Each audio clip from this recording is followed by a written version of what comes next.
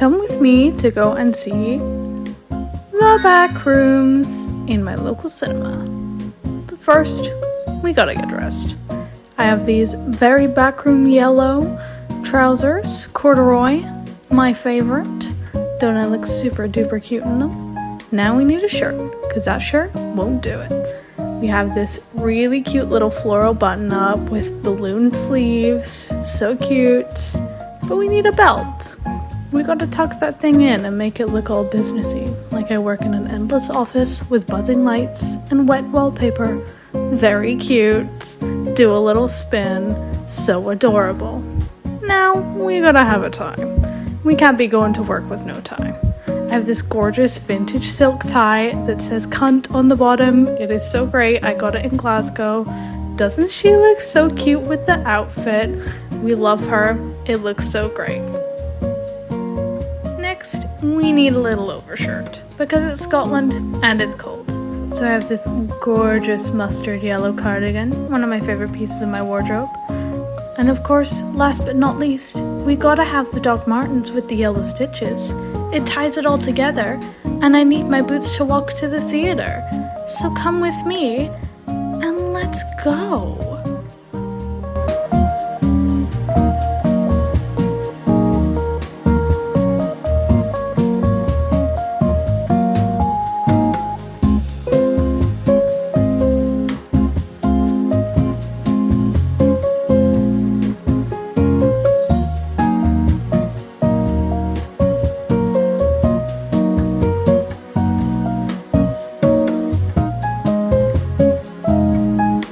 Screen 6, snacks acquired, roll away the end. Backrooms, say backrooms. Backrooms. Backrooms. Backrooms. So, Backrooms movie. I will start with a sort of spoiler-free semi-review, and then content warning. There will be spoilers. My apologies. But I would like to review this properly, and I feel like I can't do that without spoiling it just a little bit. So, first off, Kane Parsons is a boy genius. His directorial debut in the Backrooms is absolutely phenomenal. I mean, for a kid so young, he's insanely talented. The camera direction was incredible. It was a visually stunning film, and the little parts of animation that he did for it were also so well done and so high quality. That's incredible for someone his age. Dealing with the fact that he is a creative younger than me, with a movie out from A24. No, I'm not gonna feel bad about myself. This is an amazing step forward. It means that Hollywood and larger production companies are gonna take young creatives much more seriously after they've seen what we can do and what talent we have. And I'm so glad that Kane Parsons was able to make his creative vision on the big screen as fantastic as it is. This will be the spoiler portion. My apologies. If you haven't seen it, go see it. While it's in cinemas, go and see it in the best way you can see it, which is in cinemas. Save our theaters, and come back to this. Editing Elliot here. I'm so sorry. I waited way too long to edit this, and it is not in cinemas anymore. Watch it wherever you can watch it. Not in cinemas though, I'm sorry. So, the movie starts with a really fantastically animated segment from Kane Parsons that sort of sets up Async, which is a sort of scientific company that's investigating into the Backrooms, and it is very well done. I was shit scared. I was sitting like this most of the time during it, and it had a few jump scares, but they were effective. The way that he builds tension is very well done. That whole sequence was just an excellent showcase of Kane's animation skills. He's fantastic. And then it progresses into the story and we get introduced to the characters, and the casting choices were really great. Everyone played their characters really well. I really enjoyed Clark. He was a very fascinating character, as well as his therapist. I liked the little touches that she kind of knew a bit more that she was letting on, or like she had a dramatic past.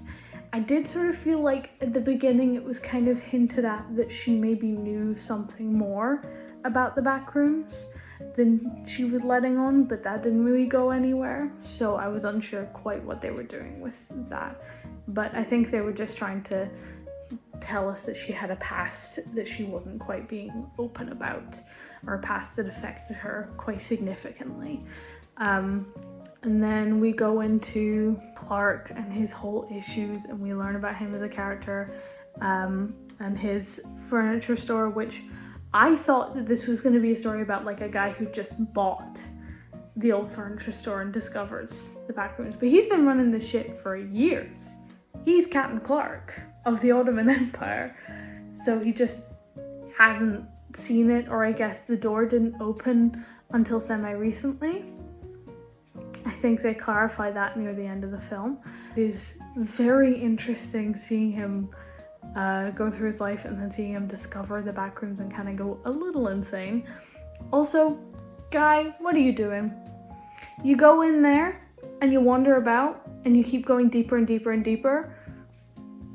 Personally, I wouldn't do that. But it was a great way to like get a preliminary exploration of what they were doing with the Backrooms, like how expansive they were. I really liked all the details of the furniture and stuff clipping together. I liked that hint to the original post of the whole no clipping out of reality and the sort of slight video game homages in it, which was really great to see. And then seeing him wander around and catching stuff that's seen in the original Kane Pixels animated shorts, like the caveman cardboard cutout with the audio track playing in.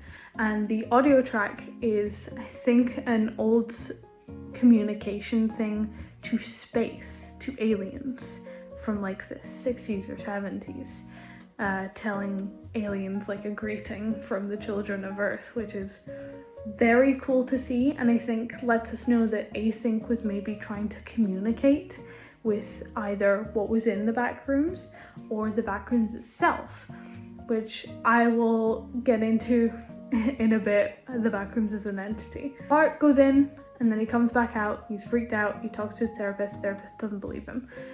Standard, you walk through a wall and experience endless offices. I'm not sure I would believe you either, pal. And then he goes and gets his employees to video it. So they go in through the Backrooms, through the taped out door in the bottom area of the furniture store, and they go in with a camera and they start filming the expanse of Backrooms. And this bit, I wanted more. I really wanted more of the found footage style. I did. But I'm glad we got as much as we got, because that whole sequence was so good and it was terrifying. A complaint I often levy about modern, or at least blockbuster horror movies, is they don't really scare me. They're a little over reliant on jump scares, and they don't quite have that like tension building that I find quite terrifying. But first person found footage, all of the stuff like analog horror, everything like that shit gets to me and I want more. And I'm so glad we got to see it on the big screen, because it was amazing getting to see like grainy quality and the sound design of it as well. So what happens is they go in, found footage segment, and one of his employees is immediately snatched away and dies, and then they have to run around and sort of escape the creature that is in the Backrooms, which I will also get into in a little bit. I see a bunch of really cool scenes and a bunch of really cool set design, and there's a bit of pool rooms element to it, which I really enjoyed seeing. I like a little bit of variation with the Backrooms. I do like that they've not gone into the whole levels thing. That feels like it's sort of a separate kind of SCP type lore online, and Kane's really doing his own thing with it. But the addition of the pool rooms was, I think, really good creatively, because it made sure that it wasn't quite as monotonous as just walking through the same yellowed wallpaper and clipping rooms. It just added a little bit of variety, and also the whole Clark slipping around on the tile, falling into water while running away adds a lot of really good tension to a horror scene like that. So they get snatched away, and there's a part at the end of the found footage segment which is so good, where Clark is banging on a wall to his other employee who can see him through glass, but he can't see her, and he's left the camera on a table a distance away. Something picks the camera up and it keeps going and going and going, and it's something tall and gangly and way too large and terrifying, and it was such a great moment. And then it cuts, and that's the end of the found footage segment, and it was so well done. It was so good. The set design of this is incredible, truly. I know some of it has to be animation because obviously you can't make the entire Backrooms in a warehouse in Hollywood, but what they have done in practical effects is truly astonishing. It's so good, and it's so immersive. I loved seeing it so much. So after the found footage segment, we go back to his therapist, and she's having her own kind of issues. She's sort of having some memories of the past and stuff like that, and she gets this weird message on her phone, and I think that somehow reminds her of Clark. I'm not sure. She'd been thinking about him. Understandably, he's probably been missing for a little while, but I maybe would have liked a little bit more setup as to why she was going looking for him, because it did seem just a touch out of the blue. There was decent setup, like it didn't feel like completely out of nowhere, but I would have liked just a little bit more setup as to her motivation and why she was going to look for Clark. But either way, she goes to the furniture store, she goes downstairs into the back rooms and starts looking for Clark, and she finds him. And Clark has gone insane, which was an interesting creative decision, and I like that they did it. But again, just a little bit more build up would have been nice. Maybe a bit more time in the found footage segment where we perhaps see him going crazy a little bit. We perhaps see that extended a little bit, and we see him slightly going mad. A bit more setup and build up for that would have been nice. But either way, I think it was a really cool creative decision, because we get to really see into Clark's head, and all of the setup from his previous therapy sessions really helps build up that character. So he ties up his therapist, and he has found these strange creatures, which I forgot to mention in the found footage segment. There's this scene where he goes into a room, and all that's there is a lighted Christmas tree playing eerie music and human bodies clipped into the floor, and that scene was so terrifying. It was amazing, but I fully pooped my pants in the theater. Poop everywhere, scary. But he goes around the tree, and there's this strange half-human misremembered thing, and it turns on a lamp, and then somebody starts running at him, and that bit is ooh, delicious but terrifying, but really well done as a horror segment. So he's sort of learned how to tame them almost, and he's kind of keeping them around as pets, and he, in this scene where he sat with his therapist, he goes back to the sort of role play stuff that they did at the beginning, and he just loses it. It's like really amazing. He scalps one of the individuals that he's sort of keeping as a pet, because she's a redhead. His ex-wife was a redhead. And he puts that on the therapist so that they can roleplay him and his wife like they did in their initial sessions at the beginning of the film.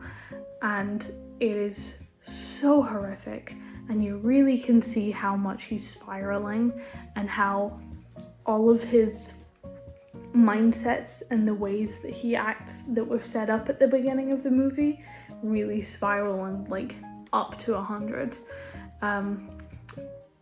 And after that, she sort of convinces him to let her go. She uses her like therapy skills to kind of get into his head and make him a little bit more understanding, and he lets her go. But it is at that moment that the creature comes into the room.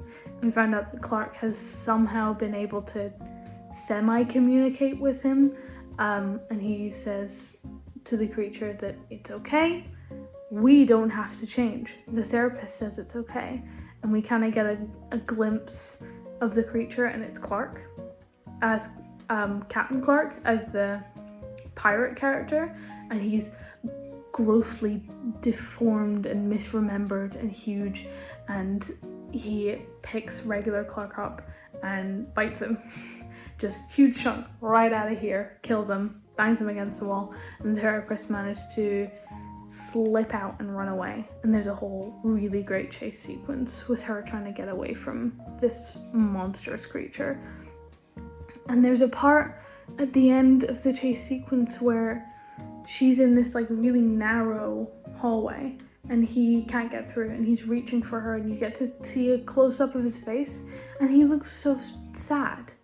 He looks really distraught and like he's reaching for someone and he's reaching out, and that really calls back to Clark's whole thing with loneliness, feeling alone, that he talked about at the beginning of the film, which I think is really well done, because this whole thing with the Backrooms, it's an entity, it's a thing, it's living, and it's learning through things that have interacted with it.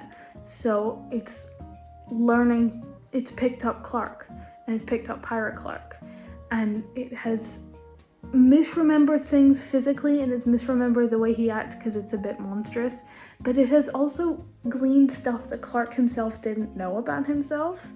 Like, he was very adamant that he wasn't lonely, but it's picked up on Clark's deep sadness and longing for connection, and I thought that that was really, really interestingly done.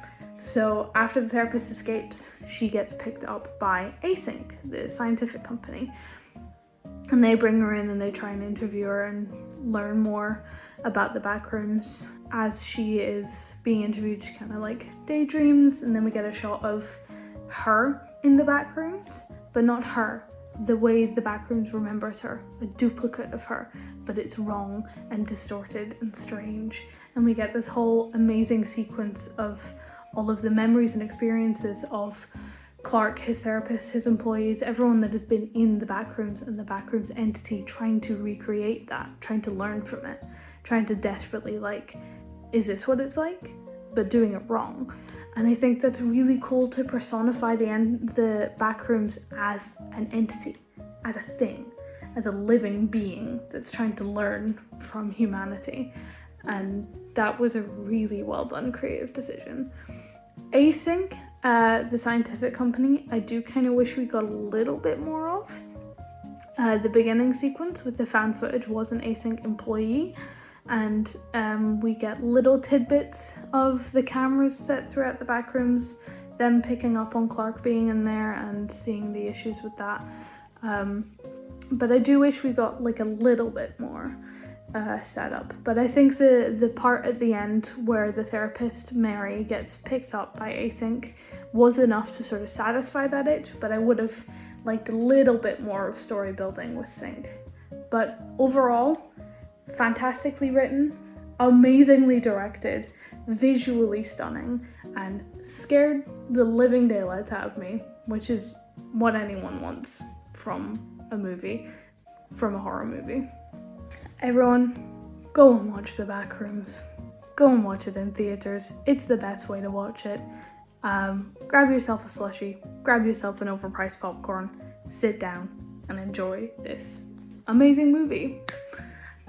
Thank you for sitting with me for my Backrooms trip and mediocre review that I did not script, as you can probably tell. This is me trying to teach myself how to edit and publish videos, so fingers crossed this goes semi-well. Bye-bye! Ah.